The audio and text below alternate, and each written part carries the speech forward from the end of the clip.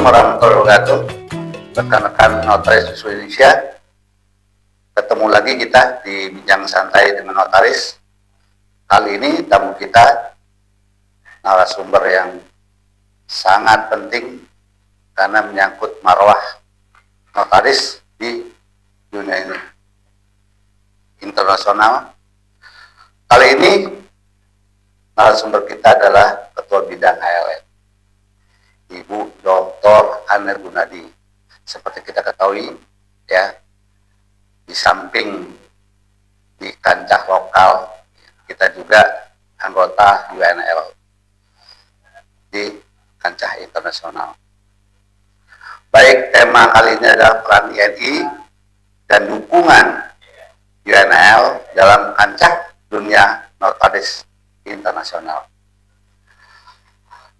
Selamat siang Bu Ane Gunadi atau Bu Dr. Ane Gunadi dan Bu Ami. Sehat, Bu? Alhamdulillah sehat. Beliau jauh-jauh datang dari Bandung, ya, luar biasa sekali dedikasi dan loyalitas beliau terhadap organisasi ini. Naik bus ya, Bu, ya? Naik bus. Cukup 1 jam saja. 25 menit. 25 menit. 20 menit. Saking cepatnya. Saking cepatnya. Push. Baik, Bu, bincang kali ini adalah peran Ikatan Notaris Indonesia di kancah internasional. Ini adalah bidangnya Bu Dr. Ane Gunadi, ya. Beliau acap kali atau sering kali, ya, berhubungan dengan dunia internasional, terutama masalah notaris. Bu, boleh bertanya sedikit, Bu, ya, tentang kita banyak sekali rekan-rekan di Indonesia menanyakan tentang notaris dunia. Jendelanya kan ada, afinnya kan ada di tangan bidang UNL, bidangnya Ibu HLN. Apa sih, Bu, peran INI di UNL? Bu Dokter, silakan, Bu. Ya, terima kasih Ya. Pak Kabit Moko atas pertanyaannya. Tentunya peran INI ini di dalam UNL sendiri adalah Uni Internasional Notaris Latin, gitu ya. Pertama-tama tentunya kita ingat tanggal 1 Juli 2024 ini tepat Ikatan Notaris Indonesia berusia 116 tahun. Usia yang sudah Cukup tua, sangat tua, lebih tua dari Republik. Ya, betul ya. Dan juga matang juga nih Pak ya, matang, cukup tua dan penuh pengalaman ya, banyak pengalaman. Dan tentu saja pengalaman-pengalaman ini khususnya di sini terkait di dunia kenotariatan internasional atau UNL tadi. Pertama-tama tentunya peran ini tidak terlepas daripada para sesepuh kita, Pak. Notaris-notaris senior kita. Yang pertama adalah Bapak Harun Kamil ya, Pak ya. Nah, almarhum ya. Ya, almarhum ya. Nah, Bapak Harun Kamil ini pada masa beliau itu di tanggal 28 sampai 31 Mei ya tahun 1997. Kalau nggak salah diperkasain dengan Pak Wawan juga, Mas. Iya betul, Pak Wawan ya, Pak Harun, ya betul, betul Pak. Almarhum juga ya Pak ya. Nah sebetulnya mereka adalah ya pencetusnya ya, pemerkasa begitu ya, untuk aktif di dunia internasional. Pertama adalah saya mengatakan bahwa tadi di tanggal 28 sampai tanggal 31 Mei tahun 1997. Di mana ada Kongres Internasional Notaris atau UNL di Santo Domingo, Republik Dominika. Dan di situ juga hari yang bersejarah bahwa INI, Ikatan Notaris Indonesia, diterima sebagai anggota yang ke-66 ya, di UNL atau di dunia internasional notaris. Tentu hal ini bukan hal yang mudah ya. Karena untuk menjadi seorang anggota, diterima sebagai anggota itu banyak sekali prosesnya, ya. Persyaratan juga bukan ya. Banyak, ya, banyak sekali. Dan dan tidak mudah juga ya. Dan pertama mungkin sebagai pengamat, begitu ya. Nanti stepnya lagi sebagai apa, dan itu sebagai anggota. Ya, betul, ya.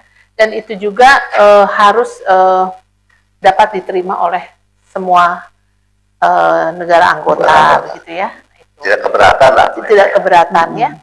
Dan inilah peran kita ya, INI. Yang kedua adalah juga di bawah pimpinan Pak Adrian Juwaini ya. Waktu itu beliau di tahun 2011 itu sebagai Ketua Komisi Asia ya, Ketua Komisi Asia atau Presiden Komisi Asia. Dan di sini pun juga di Jakarta diselenggarakannya. Dan ini juga menjadi tonggak sejarah juga untuk kita ya. Sampai akhirnya juga kalau kita singkat adalah di bawah pimpinan Bu Yualita Widyadari ya. Di tahun 2016 ya Pak ya, 2016 sampai 2022. Dan disitulah kita juga pertama kali dipercaya untuk penyelenggaraan Kongres Dunia UNL yang ke-29 di Jakarta. Ya. Sebelumnya masalah kan ke seminar internasional di Bali. Oh iya, seminar internasional di Bali di tahun 2016. Ya. Betul. Oleh Presiden. Ya, betul. Diberikan kepercayaan terhadap Kongres. Ya, karena kita waktu itu juga saya masih ingat saingan dari Indonesia tuh banyak ya, bukan hanya satu begitu. Dan seingat saya itu waktu dulu kalau nggak salah Turki itu sudah siap, sudah siap untuk menyelenggarakan Kongres ke-29 itu. Tapi ya diberikan kepada Indonesia atas kepercayaannya. Itu luar biasa. Dan dihadiri oleh Presiden Jokowi. Dan dua-duanya juga dibuka oleh Presiden Pak Jokowi ya pada saat itu. Dan juga kemudian di sini juga komentar untuk penyelenggaraan Kongres Dunia UNL ke-29 di Jakarta ini sampai sekarang Mas Moko masih suaranya bergema dengan baik. Sangat membekas. Sangat membekas dan mereka bilang tidak terlupakan Kongres itu. Ini saya sampai merinding nih ya untuk ini ya. Semua ingat. Jadi sampai terakhir pun kita kemarin di Lisbon itu banyak ada beberapa negara ya yang menyatakan masih menanyakan. Saya juga kaget begitu ya. Padahal itu momen sudah 2019 ya Pak ya. Udah berapa tahun yang lalu ya, 5 tahun yang lalu. Nah, ada yang bilang, aduh kamu tuh bagus sekali mengadakan itu, acaranya bagus, makanannya luar biasa, enak, semuanya nggak ada yang berkata yang tidak enak gitu ya, tapi semuanya baik begitu. Dan mereka memberikan kesan yang semuanya yang bilang ya saya nggak akan bisa itu. I always remember. Nah, jadi momen itu saya sampai merinding juga nih Pak Kabit. Luar biasa. Ya, dan saya juga masih ingat kalau ada beberapa teman saya juga, salah satunya adalah dari Jerman. Itu dia bawa angklung. Angklung. Angklung. Iya. Souvenir. Angklung ya. Karena dia bilang saya senang sekali dengan angklung. Kamu punya acara bagus, terus angklung itu ada kita bergantian ya waktu dituntun oleh siapa main angklung itu dikasih. Iya betul. Jadi partisipasi ya.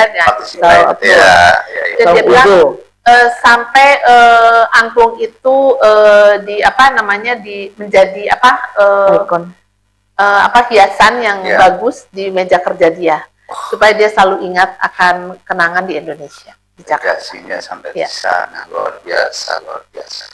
Karena itu ya di dahulu seminar di Bali ya beliau mereka kesan sampai kongres yang di Jakarta. Jadi beruntun kesannya. Jadi mendalam mungkin ya. Mendalam, betul. Dan mendalam. Jadi sampai di Lisbon juga dari Maroko, dari Meksiko, dari Belanda, dari semuanya lah teman-teman masih terkesan. Kalau saya nggak salah, Mbak Ami ikut ya? Gimana Mbak Ami? Emang begitu, Mbak Ami? Ya mereka sangat. Di Lisbon.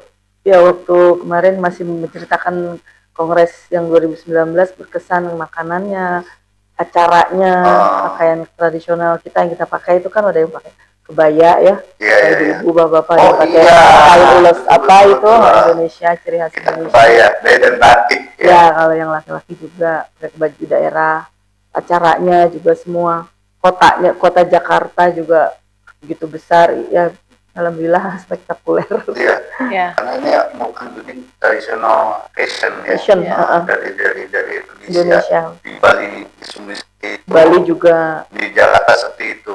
Ya. Masih. Itulah yang buat Karena pas kita bilang dari Indonesia, oh I remember when the congress in 2019, Ya. langsung Ya, mereka bilang ingat langsung tahu kongres luar Indonesia. biasa. Mereka tuh sampai hafal juga itu apa makanan sate, satenya enak. Oh, pokoknya makanan, terus apa namanya acaranya, terus gimana juga kita tuh di acara itu apa ya tadi ya kebersamaan ya, kebersamaan diikut sertakan. Nah itulah mungkin yang bondingnya memberikan kesan yang mendalam untuk mereka. Sampai membranding begitu ya. Mm-hmm. Ya, apalagi kalau di makanan seperti rendang, sate, makan lihat makanan enak di dunia. Teman-teman juga itu sama di Jogja kan juga lanjut lagi luar biasa di luar biasa. 3 daerah yang Bali, Jakarta, Jogja, pariwisata semua ini. Iya. Mereka disuguhi seperti itu, waduh. Iya, betul. Keajaiban dunia. Dan itu apa namanya setiap ketua umum PPIN itu ada icon-iconnya sendiri ya, punya ini sendiri. Jadi di Ibu Yolita, di Pak Tri Firdaus pun demikian, gitu ya. Bu Yolita, Pak TF, apalagi Pak TF sekarang adalah Presiden Asia Notaris. Iya, kemarin Pak itu 2023. Nah, beliau juga banyak sekali memberikan masukan-masukan, terutama ke negara Vietnam. Ke Vietnam, Pak. Oh ya.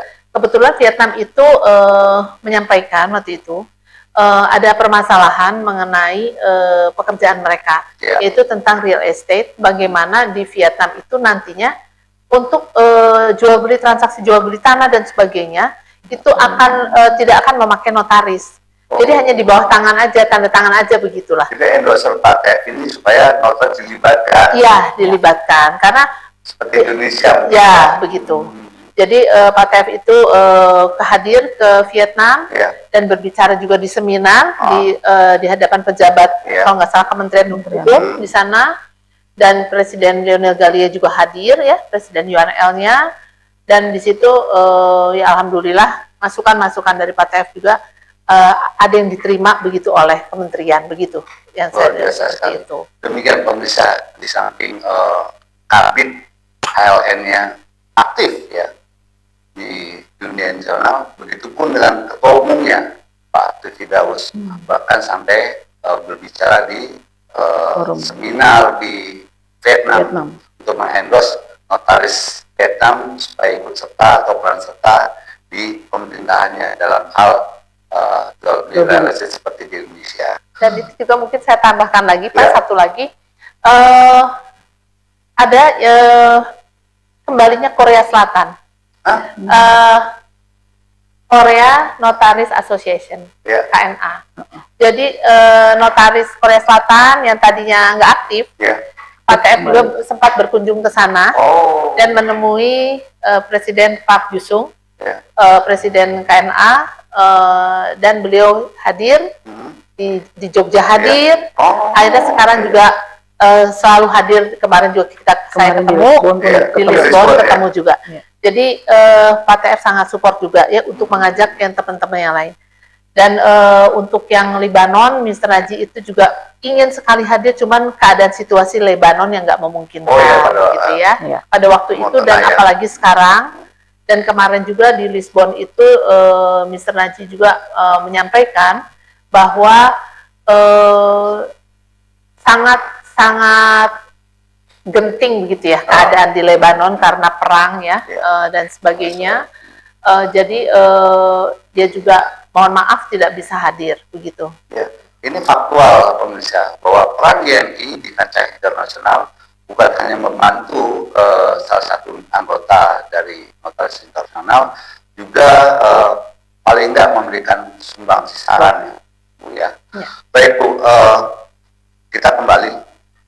Bu, tentu kan di negara masing-masing itu kan ada sistem hukum yang berbeda ya, Anglo-Saxon dan Eropa kontinental. bagaimana Bu perkembangan digitalisasi di negara anggota UNL? Satu sama lain itu berbeda. Kalau untuk perkembangan digitalisasi ya di sekarang ini di negara-negara UNL, memang mereka kebanyakan sudah menjalankan hal itu ya. Seperti misalnya sebagai salah satu contoh China misalnya, China ya. China itu sangat mendukung sekali setiap warga negaranya yang misalnya berada di luar negeri. Nah, untuk ini dia juga mempunyai perwakilan-perwakilannya, mempunyai kedutaan-kedutaan yang punya hubungan diplomatik gitu ya. Dan jadi kalau misalnya warga negaranya misalnya mau usaha di negara lain, misalnya ada hubungan diplomatik, nah itu biasanya mereka langsung menanggapinya dengan cepat dan langsung akan menghubungi notarisnya. Jadi mereka secara digital itu sudah berkomunikasi melalui digital, begitu. Iya. Luar biasa sekali. Ya, untuk perusahaan-perusahaan, untuk kerjasama dan sebagainya. Jadi melalui itu, terus kemudian beberapa proses lah ya, seperti kita juga ya, proses hukum dan sebagainya, perjanjian dan sebagainya, dan itu nggak bisa menunggu lama, sudah bisa berjalan ya dengan baik perusahaan-perusahaan tersebut yang berkaitan dengan kerjasamanya. Lebih maju satu langkah di depan sampai segitunya mereka ya. Iya. Dan satu lagi juga di Austria, di Austria kita diundang juga ke ke Wina oleh Mr. Gerard Knechel. Kebetulan di sana dia sebagai anggota steering committee. Di sana dia sudah menerapkan juga hampir semua dan dia memperagakan semuanya di depan kita gitu. Nah itu dari jadi orang tuh nggak perlu hadir, dia cuman, tapi itulah ya kepercayaan tadi ya. Jadi ada, penting, betul. Tidak hanya di lokal, di internasional juga. Betul. Sangat-sangat. Jadi dia sudah mempraktekkan, oh ini kodenya segini ya, gitu ya, pakai kode ini, ada kartunya apa, gitu. Nah itu hanya dan setiap klien tuh punya ya kodenya masing-masing ya Pak ya, berbeda. Itu sejak tahun 2000. Selalu dampingi mana ya, begitu ya, sampai dia juga dia ada tahu. Iya waktu di Lisbon juga. Iya waktu di kantor Mr. Gerhard itu di Dr. Gerhard Mitchell itu di kantornya itu sudah sejak tahun 2000 sudah memakai sistem digital, sedangkan sekarang tahun 2024 ya, berarti sudah 24 tahun yang lalu, 2000 ya. Ya, jadi sudah pakai kartu semacam kayak ATM seperti edisi kartu edisi itu yang di toko-toko itu. Jadi untuk klien itu sudah ada data-datanya, tinggal digesrek gitu, udah ada nomornya muncul di monitor komputer dan sudah ada akte-akte segala macam, semuanya sudah canggih. Sangat mudah. 24 tahun lebih maju. Dan juga Jerman, negara-negara maju berarti. Iyalah kan negara teknologi. Ya, semoga Indonesia bisa menyusul. Wajar gitu. Bahkan waktu di mana Bu? Di RC udah Jerman. Ya Jerman itu kan oleh 180 mau salah ya. Maaf 200 ya Pak ya, 200 ahli IT. Nah ini mereka 200 ahli IT ini juga seperti Thomas Lovo katakan ke saya bahwa itu sesuai spesifikasinya masing-masing. Jadi 200 itu mungkin misalnya saya kurang mengerti ya, intinya bahwa dari spesifikasi IT itu mungkin ada bagian A-nya juga mungkin A1, A2, A3 atau nah itu mungkin ya lebih spesifik begitu. Nah itu terus juga tapi di Jerman juga mereka hanya untuk digital itu untuk hukum perusahaan saja. Jadi seperti rules gitu, oke.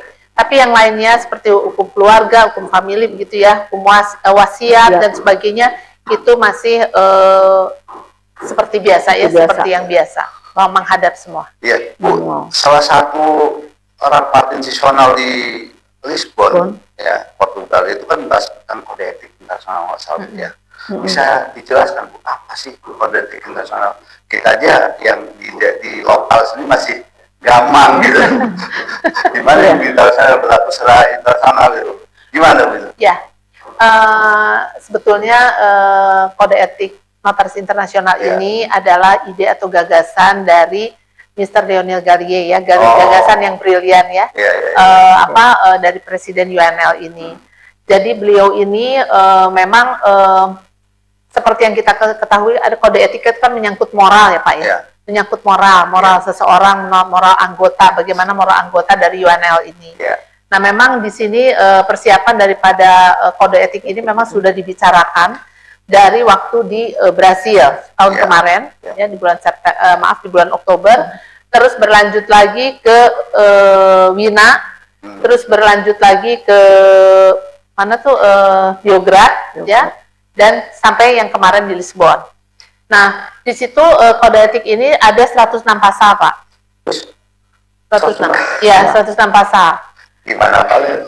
Nah, jadi 106 pasal ini, nah sekarang itu yang kemarin kita juga ada debate, ada debat begitu ya, untuk memutuskan ini diterima dulu nih gitu ya, kode etik ini nih, kode sama-sama dulu nah, ya, begitu sama lain. Karena begini, ada pasal-pasal yang seperti dari pasal 34 sampai 39, 50, 53 sampai 94 itu hal-hal yang krusial dan yang menyangkut pasal yang menyangkut mengenai preambul atau code of conduct, pembukaan ya. Nah, pembukaan itu. Nah, ini yang harus yang harus diketok begitu ya. Jadi jangan sampai ke Berlin dulu, tapi diketok dulu nih di sini di Lisbon begitu. Iya, betul. Sudah sepakat di awal dulu. Substansi belakangan. Nah, saya juga sempat bertanya begitu ya waktu itu ke mereka, ada beberapa waktu itu kalau nggak salah di Brasil tuh ya Pak, saya nanya begitu. Nah, ini kita kan berbicara kode etik kan menyangkut moral ya, menyangkut moral dan menyangkut norma-norma yang hukum juga yang menyangkut moral. Nah, ini bagaimana jika misalnya seorang anggota misalnya melakukan pelanggaran kode etik, kode etik internasional, hukum mana, hukum negara mana yang berlaku begitu. Nah, itu pertanyaan saya. Dan mereka belum jawab itu. Nah, dan terakhir ini perkembangannya kemarin tanggal 5 Desember rekan kita di Puerto Rico itu mengadakan legal system tentang sistem hukum tentang berkaitan dengan kode etik tadi. Ya berarti kan alhamdulillah juga ya. Berarti ada tanggapan juga nih dari teman-teman ya dari Puerto Rico begitu. Nah, itu saya belum tahu hasilnya seperti apa. Ya mudah-mudahan bisa kita dapat lah ya dalam waktu dekat begitu. Itu sih yang pertama perkembangannya. Terus untuk kode etik ini sendiri akhirnya kita Indonesia menyetujui, kita setuju begitu ya. Meratifikasi itu tapi dengan catatan begitu.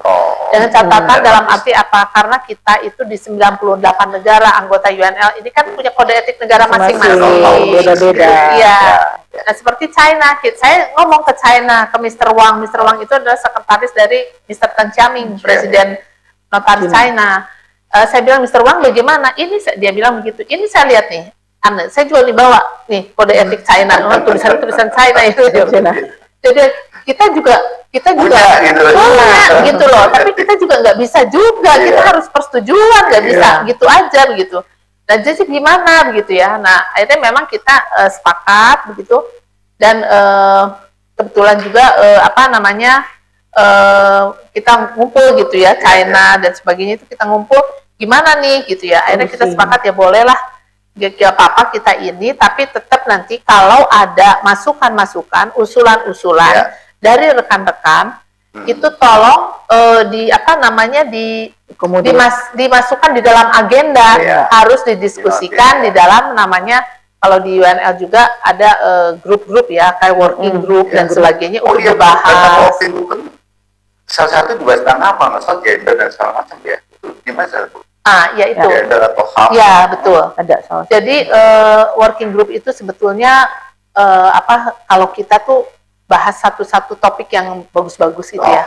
Jadi di situ ada human rights, hak asasi manusia, kesetaraan gender, terus ada juga menyangkut sosial begitu ya, sosial, terus ada juga menyangkut bagaimana kesetaraan dari gender dan sebagainya. Bahkan di situ ada rapat RCI, Ibu, nggak salah ketuanya ketua. Ya mungkin ini kita ya saya juga kaget juga sih. Ya, pertama saya juga mengucapkan terima kasih banyak Ya. kepada yang saya hormati Ibu Yualita Widyadari Atas dan percayaannya, Bu, Bapak ya. Trifirdaus Akbarsyah Ya. yang pertama mencalonkan saya dan kemudian ke negara Asia, begitu ke teman-teman Asia, China, Jepang, Korea dan sebagainya ya. Ya. Dan terus terang teman yang paling kritis itu adalah Jepang ya.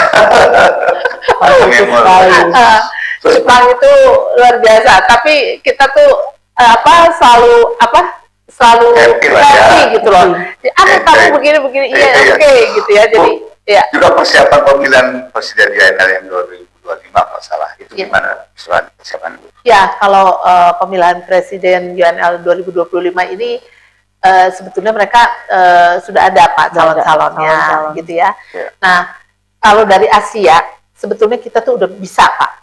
Oh, Nah, bisa ya. Bisa, ya. Nah, apalagi sekarang kita ada steering komite Asia.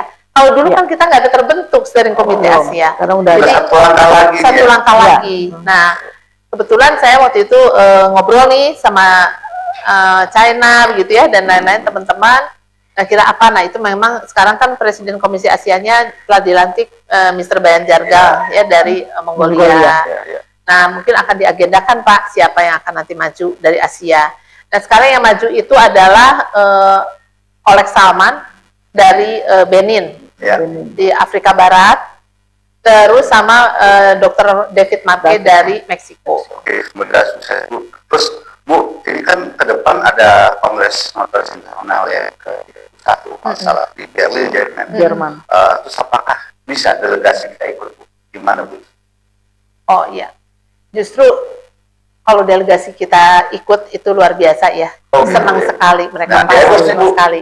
Dibuka di siapa? Iya, iya dong. Rekan-rekan Notaris Iya. Indonesia. Kongres di mana Bu? Di Berlin ya, Berlin, tanggal Jerman. 2 sampai 4 Oktober 2025. Nah, catat tuh tanggalnya tuh. Ya, Ya. kalau ikut tuh. Iya. Ikut Bu Ana. Sebagai Iya. kabin KLN. Karena Ya. kita akan data Pak siapa yang mau ikut, yang insya Allah rencananya mungkin di bulan Januari ini kita sudah mulai Buka Pendaftaran ya. pendaftaran. Nah, silakan catat ya tanggalnya siapa yang mau ikut.